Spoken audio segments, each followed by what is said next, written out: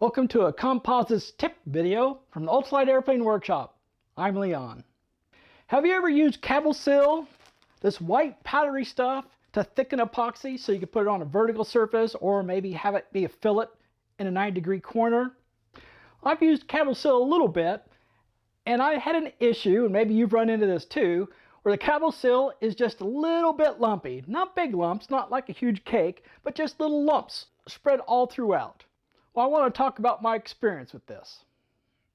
Now, as I said, Cab-o-sil is frequently used to thicken epoxy. Now, frequently when I use it, I put enough Cab-o-sil in to get it to almost a peanut butter consistency. It kind of depends on what I'm going to use it for. For example, I used Cab-o-sil to use the thickened epoxy as a gel coat on the rotor mold on the UWS-1 ultralight airplane. Now in that case, it wasn't quite peanut butter consistency, probably about a honey consistency, maybe just a little bit thicker than that. Now when I put the Cab-o-sil into the epoxy, when I mixed it in, I noticed that there were these little lumps, very small lumps, where the Cab-o-sil was just kind of clumping together in about 1/8 inch diameter clumps, something like that. It varied. And they were not breaking apart as I was mixing up the epoxy. Now, if I had mixed it up rigorously, that would have introduced air into the epoxy and made it more of a foam, and I didn't want that. And as a quick aside, I have put thickened epoxy, thickened with Cab-o-sil, into my vacuum chamber to try to reduce the air in the thickened epoxy. All it basically did was turn it into a foam, so I would not recommend doing that. But back to what was going on here. I went ahead and decided to go ahead and use this gel coat, even though I knew it had some of these little tiny lumps in it. Now, it turned out that it worked out really well.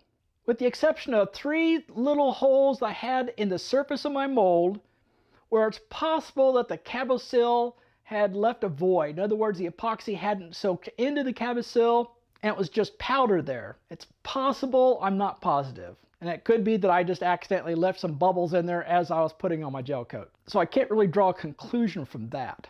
But I did notice as I was stroking the gel coat on there, there were just little lumps in the surface where I think that lumpy Cab-o-sil was. I decided to go ahead and ignore it and just see what would happen. The surface turned out pretty darn well. So I thought maybe the lumps that I was seeing in that surface of the gel coat on the side that I put the fiberglass on was just maybe just little air bubbles that were mixed in instead of actually that Cab-o-sil. Now at a later point, which I'm still making a video about, I'm doing some repairs on the rudder, repairs where things weren't quite what I wanted. And one of those areas was on the flange. I had some places where there were some air bubbles underneath the fiberglass. So I want to dig out those bubble areas, fill them in with some thickened epoxy, sand them down. Now once again, once I mixed in the Cab-o-sil and the epoxy, I noticed these little lumps as I was spreading that thickened epoxy on the flange, those little lumps again. And I thought, well, this is actually a good time to figure out what's going on. I let that epoxy cure, I came back and I did sanding on it. Now I thought, if that is Cab-o-sil and there's no epoxy in those little slots and there's no air in those little slots, then I got an issue. Well, it turned out when I sanded down those high points, those little lumps in the surface, it was just epoxy. So there wasn't a bubble there, so that's a good thing. But that also means that even though the Cab-o-sil was lumpy, the epoxy soaked into that little lump. Now a big lump, epoxy may not be able to soak into it, but that little lump, the epoxy did soak into it.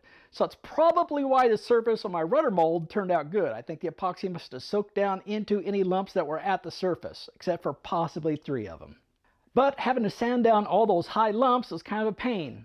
I went ahead and sanded them down, and I had some other issues that were in there. It's kind of hard to make a nice smooth surface with a squeegee when you got really thick epoxy, kind of peanut butter consistency. It kind of leaves little waves in there.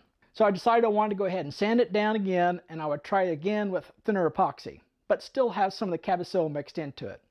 But I also wanted to get rid of those lumps. I want to find out if there's a way to get rid of those lumps. So what I did is I got a screen that I have from an old project. Now this happens to be a 40 mesh screen, so it could still have some really small lumps, but I won't have any of the larger ones like an 1/8 inch diameter. So I did in that case is I poured my Cab-o-sil on the screen, and I used my hand to run around on it and run it down through the screen. Now make sure that if you do this, that the surface that you're putting your Cab-o-sil on is very, very clean. You don't want to get any sort of little lumps of something else mixed in there. because then you'll have hard lumps in your thickened epoxy. So it does add an extra step where you can accidentally add some contamination, so you have to be careful. By the way, when you're using this Cab-o-sil, mixing it into your epoxy, it floats out very, very easy. So make sure you use a respirator. Now I have a simple disposable one that works really well. It even works great on painting.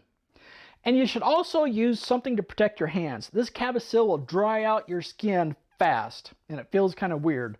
So I always use some of these disposable gloves when I'm handling the Cab-o-sil. I also have a 100 pitch screen that I'm going to use as a little experiment. This 40 worked pretty good. I think 100 would work better, but of course it's going to be a little harder to get that Cab-o-sil to go down through that screen. By the way, if you don't know where to find these various screen meshes, a good place to get them is McMaster Car. And to find it on the internet, it's www.mcmaster.com. So once I finished running it through the screen, I then poured it into my mixing cup, mixed it up, and I had a fantastic, smooth, kind of honey consistency epoxy. And it gave me a great, fantastic finish. Well, what have your experiences been with lumpy Cab-o-sil? If you've had some lumpy Cab-o-sil, did you do anything about it? And if you didn't, what were your results? And if you did do something about it, what did you do and what were the results from doing that? I'd be interested to know. I'd appreciate it if you'd leave a comment. Well, if you found this video interesting, go ahead and hit that thumbs up button. And if you'd like to support the channel but can't do it with money, and you haven't subscribed yet, please go ahead and do that. That'll really help a lot. Well guys, until next time.